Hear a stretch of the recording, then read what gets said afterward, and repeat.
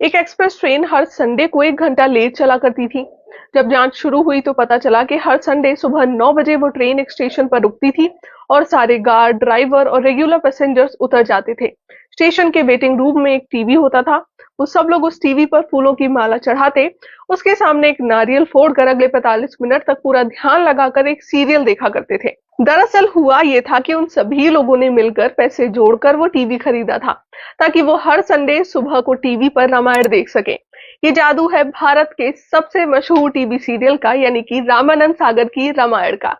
वो कथा जिसने सारे देश को एक अटूट बंधन में बांध दिया था, जिसको इतना पावन माना जाता है कि लोगों के लिए उनका टीवी उनका मंदिर बन गया था। लेकिन बहुत कम लोग जानते हैं कि सीरियल से जुड़ी कहानियां भी उतनी ही जादुई हैं जितना हमारे प्रभु श्री राम। मैं सिनेमा छोड़ रहा हूँ।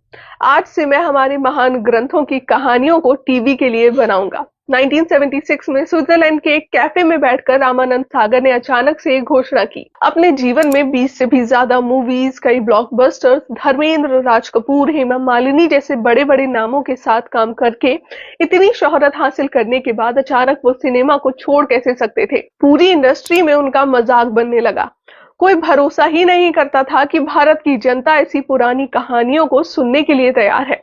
पैसों से लेकर पॉलिटिक्स तक हर तरफ रामानंद सागर को दिक्कतें झेलनी पड़ी, लेकिन उनका मानना था कि रामायण की कहानी बनाना उनके जीवन का एकमात्र लक्ष्य है। पॉलिटिशियंस को ये डर था कि ये शो भारत की राजनीतिक व्यवस्था को बिगाड़ सकता है। एक हिंदू सीरियल को डीडी नेशनल जैसे पब्लिक ब्रॉडकास्टर पर दिखाना भारत में भेदभाव की भावना को बढ़ावा देगा। इस सब की वजह से रामानंद सागर को लगातार डिले और रिजेक्शन मिल रहे थे। वो महीनों तक मिनिस्टर्स के ऑफिस के चक्कर लगाते रहे। उनके शूट किए हुए 4 एपिसोड्स को घटाकर 1 कर दिया गया। उनसे ये तक कहा गया कि उन्हें डायलॉग लिखने नहीं आते। लेकिन फिर एक चमत्कार हुआ। कहते हैं कि MIB सेक्रेटरी SS गिल ने एक एपिसोड की CD को चुपके से अपने घर ले जाकर अपनी मां को दिखाया। गिल की मां, जो बहुत बड़ी राम भक्त थी, उस एपिसोड को देखकर मानो जैसे मंत्रमुग्ध हो गई। उनके लिए वो सीरियल देखना ऐसा था जैसे उन्होंने श्री राम जी के दर्शन कर लिए हों।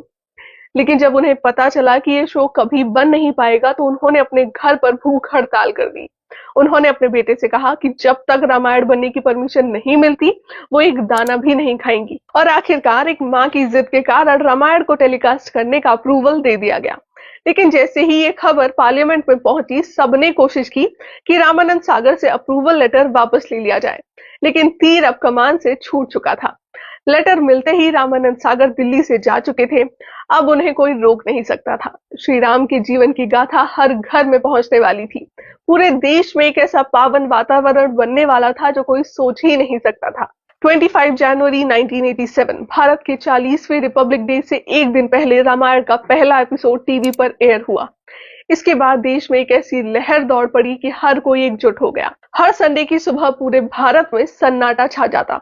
सारे रास्ते, गली मोहल्ले खाली हो जाते। ना कोई किसी के घर जाता, ना कोई फोन उठाता। ट्रेनें रुक जाती, पार्लियामेंट रुक जाता। हर कोई बस रामायण देखना चाहता था। गली नुक्कड़ पर टीवी देखने वाले लोग चप्पल उतार कर रामायण देखा करते थे। कई कहानियां ऐसी भी देखने को मिल जाती हैं जहां लोगों ने अपनी शादी तक पोस्टपोन कर दी। कहा जाता है डॉक्टर्स पेशेंट्स का इलाज नहीं करते थे। यहाँ तक कि कई लोगों ने अपने प्रियजनों के अंतिम संस्कार को भी डिले कर दिया था। लेकिन पटना से एक अजीब घटना सुनाई दी। कहते हैं कि पटना के मेंटल असाइलम में वेरेंडा हुआ करता था जहां सारे पेशेंट्स खाना खाते थे। वेरेंडा के आसपास कई सारे बंदर हुआ करते थे और हर रोज खाना खाने को लेकर पेशेंट्स और बंदरों में लड़ाई होने लगती थी। एक दिन एक डॉक्टर ने सोचा कि इन पेशेंट्स को रामायण दिखाते हैं। शायद हनुमान और वानर सेना की कहानी सुनकर इन पेशेंट्स पर कुछ असर पड़े और ये तरकीब काम कर गई। कहा जाता है कि हर संडे को पेशेंट्स और बंदर मिलकर रामायण देखा करते थे। जब भी रामायण शुरू होती हर कोई गाना सुनकर भागा चला आता था। लेकिन एक दिन एक घटना हो गई। सुबह जैसे ही रामायण शुरू हुई सारे पेशेंट्स के साथ बंदर भी भागे चले गए। एक बंदर जल्दबाजी में टहनी को पकड़ नहीं पाया और पेड़ से गिरकर उसकी मृत्यु हो गई। कहते हैं सभी पेशेंट्स ने राम भक्त के नाम से उसका अंतिम संस्कार किया और उसकी छोटी सी समाधि बनाई। ये जादू था रामायण का, जिसने भारत के हर घर को एक कर दिया था। कहा जाता है कि बांग्लादेश, नेपाल और पाकिस्तान जैसे देशों में भी रामायण काफी पॉपुलर थी। कहते हैं किसी चीज को पूरी शिद्दत से चाहो तो पूरी कायनात उसे आपसे मिलवाने में लग जाती है। कुछ ऐसी ही कहानी है रामानंद सागर की रामायण की। जब कई दिनों तक ढूंढने के बाद भी रामानंद जी को सुग्रीव की भूमिका निभाने वाला कोई मिल नहीं रहा था, तब अचानक एक रात 3 बजे एक पहलवान सेट पर आ गया। वो कद काठी में बिल्कुल वैसा था जैसा वो ढूंढ रहे थे। मैं आपका सुग्रीव, उसने कहा। रामानंद सागर ने उसे तुरंत तैयार किया और शूटिंग शुरू हो गई। ऐसे ही एक और घटना थी जिसने सभी को चौंका दिया था। श्री राम जी के बचपन में काकभुशुंडी नाम के कौवे की कथा है। लेकिन ये सीन सीरियल के लिए शूट कर पाना बहुत मुश्किल था। किसी भी कौवे को कंट्रोल कर पाना नामुमकिन है। दिमाग में सिर्फ एक ही बात थी कि कैसे कौवे को दिखाया जाए कि वो श्री राम जी के साथ खेल रहा है, उछल रहा है और खाना खा रहा है। लेकिन फिर एक चमत्कार हुआ। एक दिन अचानक एक कौवा सेट पर आया और ठीक उस पेड़ पर जाकर बैठ गया जहां जरूरत थी। रामानंद सागर जी ने अपने हाथ जोड़कर कहा, काकभुशुंडी महाराज आप आ गए। ये बच्चा राम जी का किरदार निभा रहा है, कृपा करके यहाँ कुछ देर तक बैठिए। और ये सुनकर वो कौवा सच में पेड़ से उतरा और श्री राम जी की भूमिका निभा रहे बच्चे के पास आकर बैठ गया। कैमरा रोल हुआ और वो कौवा वही करता गया जो उसे करना था। वो श्री राम के साथ खेल रहा था, उछल रहा था और शूट के दौरान ठीक अपनी जगह पर टिका रहा। 10 मिनट के बाद जैसे ही शूट खत्म हुआ वो कौवा तुरंत उड़कर वापस चला गया। रामानंद सागर जी की आंखों में आंसू आ गए।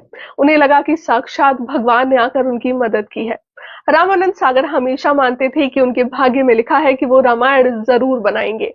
इसीलिए रामानंद सागर के रास्ते में जो भी रुकावटें आती थी वो अपनी सच्ची श्रद्धा और धैर्य के भरोसे इंतजार करते। लेकिन एक समय ऐसा भी आया जब उनके धैर्य की बहुत बड़ी परीक्षा ली गई। इस कहानी को समझने के लिए हमें रामायण का अंत समझना होगा। माना जाता है कि दुनिया भर में रामायण के करीब 300 अलग अलग वर्जन हैं, लेकिन वाल्मीकि रामायण को खास मान्यता दी जाती है। वाल्मीकि रामायण के उत्तरकांड में श्री राम जब अयोध्या लौट आते हैं और उनका राज्याभिषेक किया जाता है, उसके बाद की कथा है। लेकिन इस कथा को लेकर एक गहरा विवाद छिड़ा हुआ है। कई लोग उत्तरकांड को सही नहीं मानते।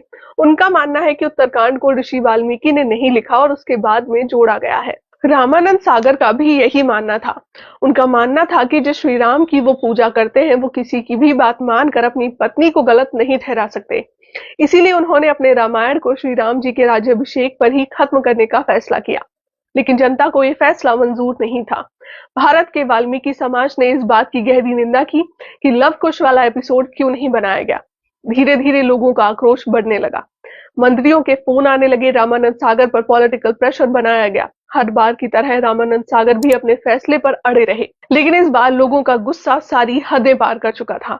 लोग सड़क पर आ गए थे, दंगे होने लगे, पब्लिक प्रॉपर्टी के नुकसान होने लगे, सड़कों को कचरे के ढेर से भर दिया जा रहा था। आखिरकार रामायण के कई अलग अलग वर्जन पढ़ने के बाद रामानंद सागर को एक कथा मिली जिससे वो सहमत थे और उसमें थोड़ा सा फेरबदल करके उन्होंने उत्तर रामायण के नाम से लव कुश की कथा को रिलीज किया। कहते हैं रामानंद सागर पर कई सारे कोर्ट केस किए गए। कुछ लोग रामायण की कास्टिंग, उनके बोलचाल, उनके कपड़ों से भी ऑफेंड हुए थे। कुछ ने कहा कि रामानंद सागर ने रामायण के साथ खिलवाड़ किया है, इसकी वजह से वो आखिर में रामायण के शूट पर ही नहीं जा सके। उन्होंने रामायण की सिर्फ स्क्रिप्टिंग की थी। लेकिन इन सारी दिक्कतों के बाद भी रामायण आज तक भारत का सबसे बेस्ट परफॉर्मिंग टीवी सीरियल है।